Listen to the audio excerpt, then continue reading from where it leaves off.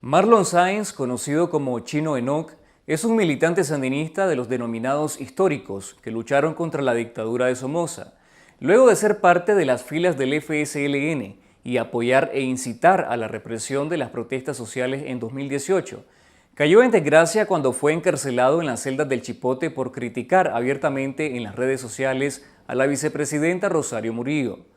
Sáenz fue condenado por delitos comunes, pero desterrado a Estados Unidos junto a otros 221 presos políticos. En esta entrevista reconoce que el régimen de Ortega y Murillo es una dictadura peor que la de Somoza. Habla de la represión y su participación, y sobre las fisuras y la corrupción en las filas del Frente Sandinista. Mi vida en evidente peligro. Envían a reconocido miembro del crimen organizado, sicario nacional e internacional.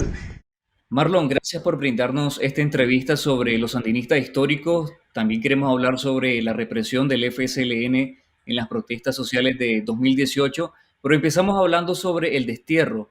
¿Por qué el régimen de Daniel Ortega te encarceló a vos y después te desterró a Estados Unidos? ¿De qué te acusaron si vos eras un sandinista que apoyaba al gobierno? Después que los apoyamos y los llegamos al poder, ya como en el 2010, por ahí, Rosario comienza a apoderarse totalmente del partido y nos comienzan a aislar. Yo comienzo los problemas, comienzo a reclamar. Ya después de varios años que me tenían aislado, se vino lo del 2018 y yo comienzo a incitar que nos tomen en cuenta y en realidad cuando se ven con la soga al cuello nos mandan a llamar, yo me presento, saben ellos que no estoy en condiciones físicas, pero sí estuve en las reuniones, pues. Y yo seguí en las redes hasta un año y pico después que nos vuelven a aislar y yo reclamo en una reunión, que ahí aparece ese video, la famosa asamblea de Estelí, y me terminan a aislar completamente y comienza el chayismo, pero empedernido, y yo comienzo a combatir el chayismo porque la Rosario se adueña del partido sin tener ningún cargo en el partido, violando los estatutos, se comienzan a nombrar candidatos violando los estatutos y una serie de cosas. Ese es el enfrentamiento que yo llego hasta el día que caigo preso, cuando todavía yo defendía a Daniel pensando, porque ese era el entendido de que Daniel era una víctima de la maldad de Rosario. Y lo creía hasta que comienzo ya a hacerle llamados a Daniel en el último año, pues después comencé a denunciar la corrupción de Gustavo Porra, de los hijos de Daniel, de que le estaban quitando las tierras a los retirados del ejército en la zona de San Rafael del Sur, porque por ahí iba a pasar la costanera. En esos mismos videos mencionabas y decías que los presos políticos en el Chipote bien presos estaban, que se les respetaron sus garantías, que se les respetó el debido proceso y que la protesta ciudadana de 2018 fue un intento de golpe de Estado. ¿Cuáles de esas Es cosas que dijiste? correcto, es correcto. No en todos los videos, pero en la mayoría sí. ¿Por qué razón? Pero de esas cosas que dijiste, ¿cuáles crees que siguen siendo ciertas? Ninguna.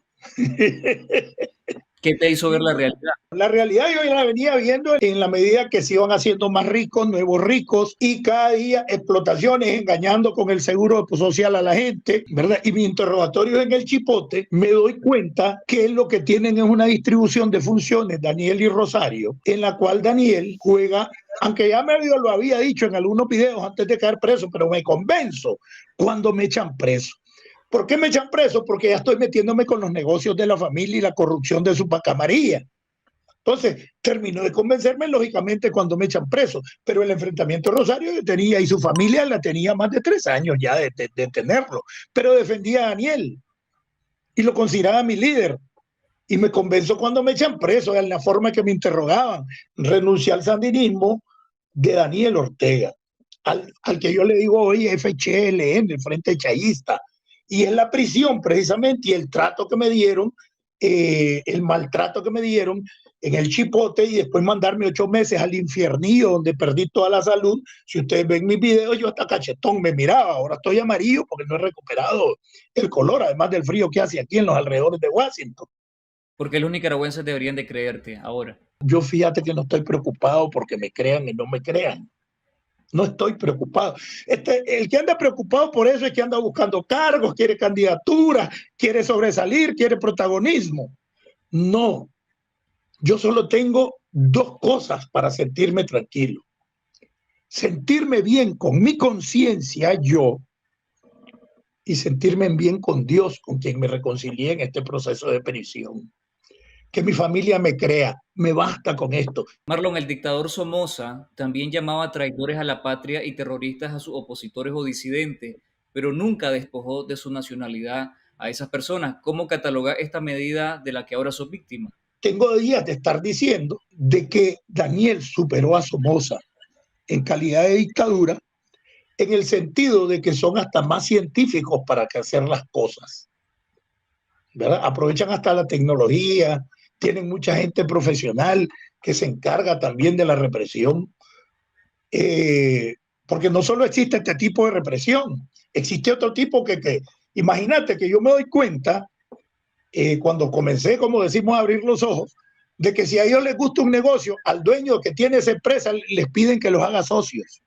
Y si no les hacen socios, les ponen droga, los acusan de cualquier delito y les quitan sus bienes. Pero cuando me lo hicieron a mí, me doy cuenta, y cuando llego a la cárcel y cuando nos liberamos, veníamos más de 40 de los presos políticos que están ahí. Lo que pasa es que yo soy un poco mediático por mi programa, pero ahí tenés al artesano, ahí tenés a Jader, ahí tenés al conejo, se llama Carlos Alberto Bonilla. A todo eso le pusieron droga.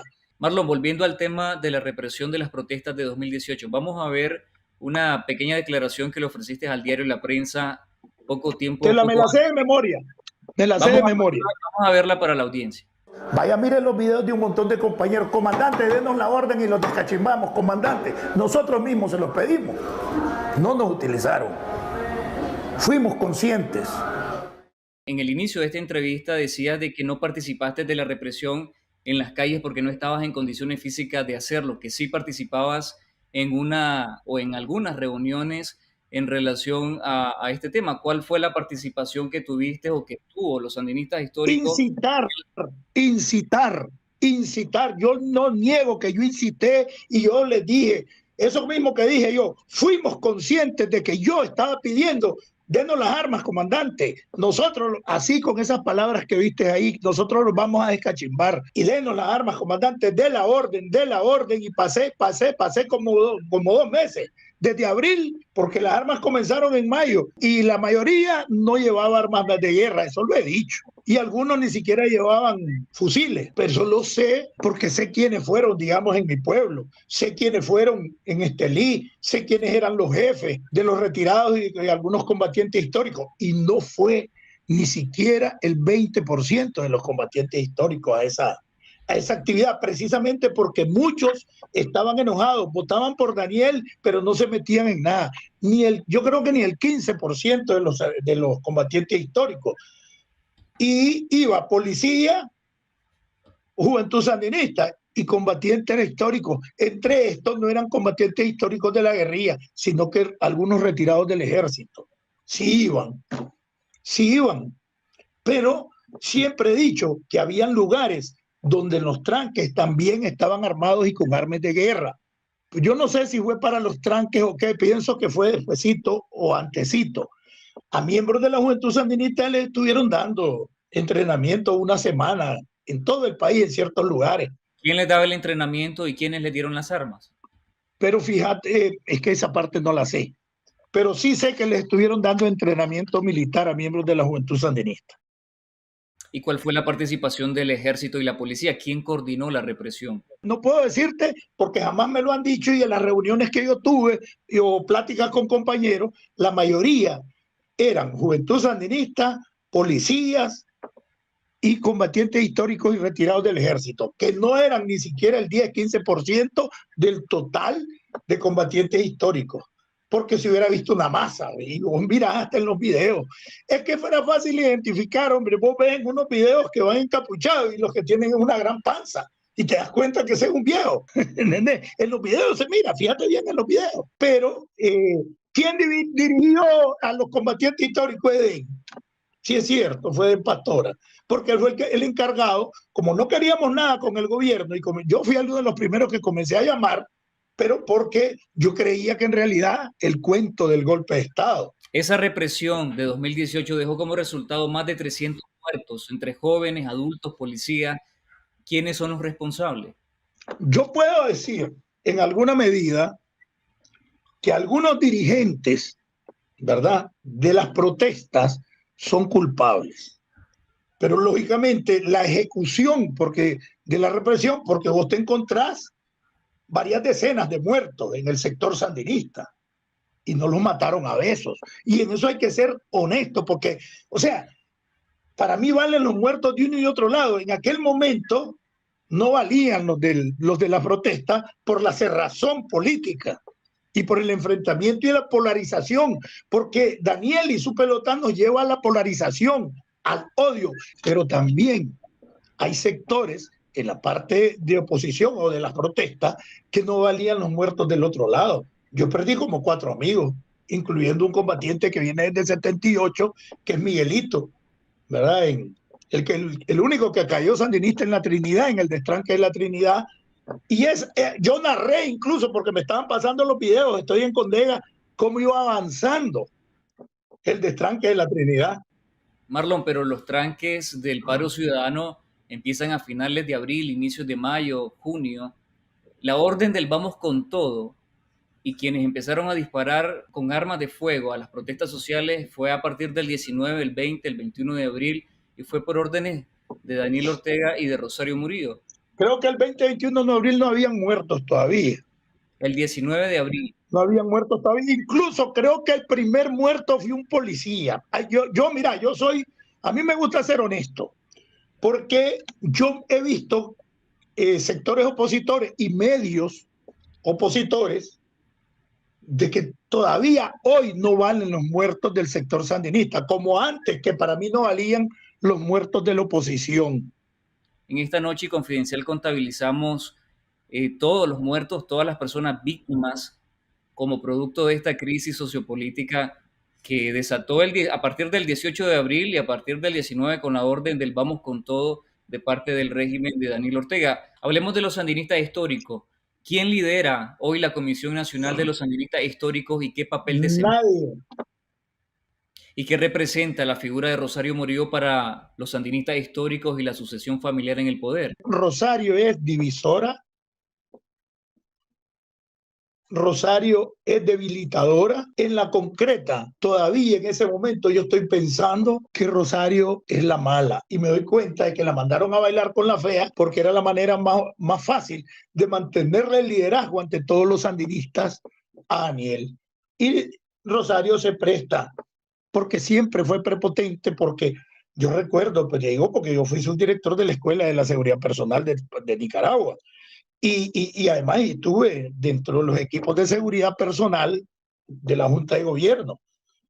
Entonces, yo recuerdo todo lo que pasaba con el padre Cardenal hasta que él logró que desconocieran el Ministerio de Cultura como ministerio y se tuvo que ir Cardenal, y ella, que era la directora de la ATC, que era una asociación sandinista de trabajadores de la cultura, se convirtió en la jefe de la cultura de Nicaragua. Desde ese tiempo las ansias de poder y quitó a Cardenal. Eso sí te lo puedo decir porque lo vi y lo viví. De que desde ese tiempo ya Rosario era maquiavélica en relación al poder. Marlon, ¿y tenés contacto con los sandinistas históricos actualmente en el FSLN? ¿Qué posición tienen? Varios están aquí que me apoyaban, varios se vinieron antes que yo, que no los capturaron. Casualmente hoy me llamaron 2 que son que estuvieron conmigo en la guerrilla contra Somoza. Algunos incluso preparados en Cuba. Pero yo he tratado de no estar llamando mucho porque hay unos todavía de que no me van a entender. Porque yo ya trascendí todo eso con lo que pasó, con casi 1 año de prisión, de que aquí la única alternativa que hay es que nos unamos todos, sobre todo los que estamos en el exilio o los que fuimos desterrados, junto con los que ya estaban aquí, una amplia diáspora, unirnos todos contra la dictadura de Daniel. Pues yo me convencí de la dictadura el día que yo caí preso. ¿Y cuál es la posición de esos tus amigos sandinistas históricos al escucharte cuestionar ahora a Daniel Ortega? Están en total apoyo conmigo. Están en total apoyo, pero no solo eso. A mí me daba información hasta gente de organismos de seguridad, porque yo fui de la seguridad, pues, de cosas que estaban pasando, de los problemas con la policía. ¿La muerte en la cárcel como preso político del general en retiro Hugo Torres tuvo algún impacto entre los militantes históricos? Yo pienso que no, fíjate. Pienso que en los militantes históricos que estaban en el MRS, sí, algunos comentamos que no debió morir ahí, pero tampoco, y yo soy honesto, hoy reacciono de manera diferente, porque Hugo fue mi jefe. Cuando fundamos la seguridad en julio del 79, en el Intercontinental, yo pasé como miembro de la seguridad personal, era un hombre de confianza de la guerrilla, que el jefe de la seguridad personal, como dirección de seguridad, en el tiempo era sección, era el comandante Omar Cabeza, y el primer jefe de la seguridad fue Hugo Torres, y casualmente a Hugo y a Dora fue uno de los que más ataqué yo, te lo hablo honestamente. Después conocí la celda donde estuvo Hugo, porque me mandaron, fue a la última galería que me mandaron en el Chipote, era la galería de los varones, y ahí estaba la comandante Dora María Telles en la celda 1. Yo la miraba todos los días porque me sacaba a interrogar mañana, tarde y noche. Y ahí estaba, ella pasaba entrenando karate, haciendo katas en la celda 1. Y por maldad la metieron en la galería de los varones. Y ahí está el rótulo que dice ahí, varones. Y ahí la tenían en la celda 1. Para salir, el que salía tenía que pasar y para entrar tenías que verla. Hemos documentado por testimonios de los servidores públicos una fuerte vigilancia y control que se extiende cada vez más contra los altos funcionarios de las instituciones del Estado. ¿Existe acaso una crisis de confianza? La crisis de confianza existe desde hace mucho tiempo. Desde hace mucho tiempo. Y es precisamente por la doble moral. Por venderle a la militancia de que son revolucionarios y de atrás son de la más extrema derecha. Todo el discurso que te tiran hacia afuera es una mentira y hacia adentro se manejan como mafia. Esa crisis de confianza, la corrupción, esas pugnas por poder representan o se traducen a unas fisuras en las filas del Frente Sandinista. Entre ellos, como tal, no. Los que participan realmente en la corrupción, no hay fisura. Te lo digo honestamente. La fisura está en que hay altos funcionarios que no participan en la corrupción porque no tienen acceso a donde puedan agarrar. Hay ministerios donde no se puede agarrar. En serio. La crisis de la policía, hay crisis de poder. Yo he hablado con sus comisionados que están enojados porque tienen un comisionado mayor o general que tiene 65, 64 años y no lo han mandado a retiro, o que tiene 60, porque la edad mínima de retiro es 55. Y entonces aquel comisionado quiere que ya ser comisionado y alcanzar el cargo del que tiene que estar arriba. Y existe pugnas también por los cargos. También existe pugnas por las mordidas, porque solo se quedan con los reales ahí arriba y abajo no. Eso pasa en la policía. Y los pleitos a veces no son políticos, es por corrupción.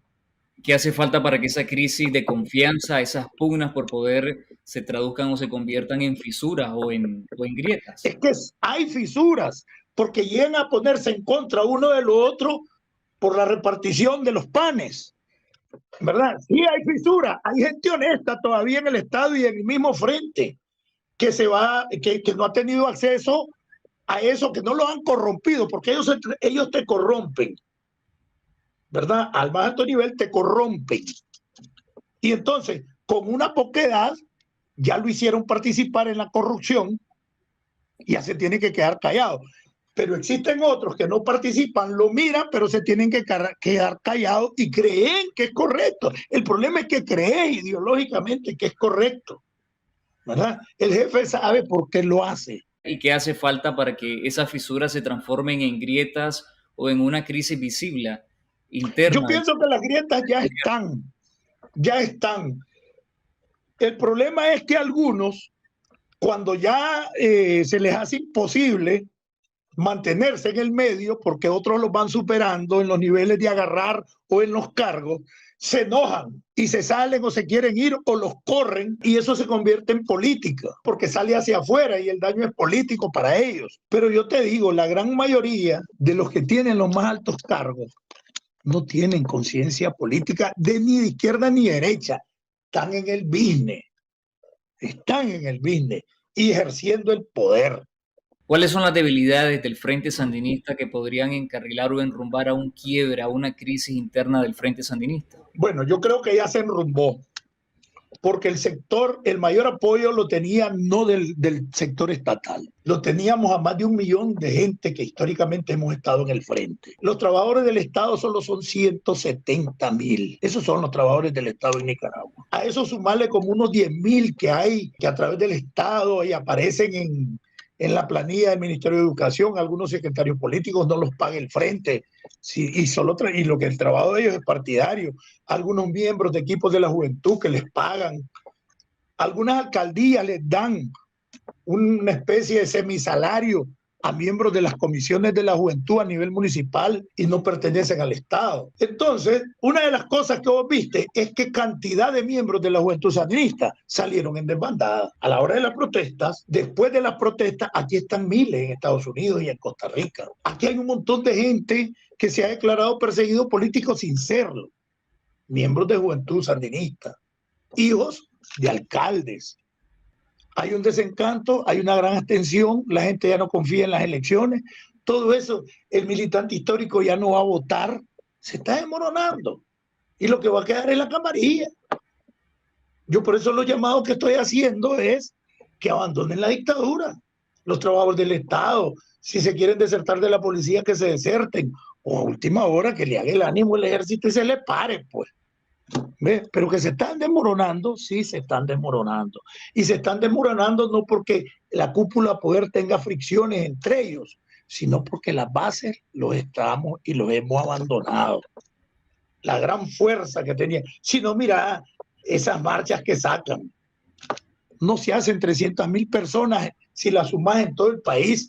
Cuando un 19 de julio lo celebramos hasta con 1 millón de gente, con la gente que no entraba a la plaza y se quedaba canaleando en los barrios y celebrando y la paz. Eso, por eso ya no hacen.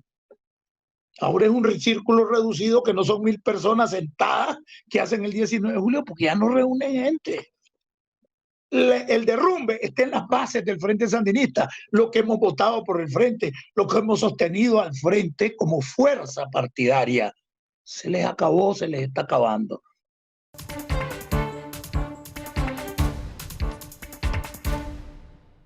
Gracias por ver este video para seguir derrotando la censura en Nicaragua. Si deseas apoyar el periodismo independiente de Confidencial con una donación, puedes hacerlo a través de nuestro canal de YouTube. Lo único que tienes que hacer es ir al chat de nuestras transmisiones en vivo y dar clic en el botón Super Chat. Así podrás agregar tu comentario junto a un donativo. También puedes dar tu aporte en el video que más te guste, haciendo clic en el botón de Super Thanks, ubicado en la barra inferior de todos nuestros videos. Con tu apoyo seguiremos investigando y contando la verdad para informar a nuestras audiencias.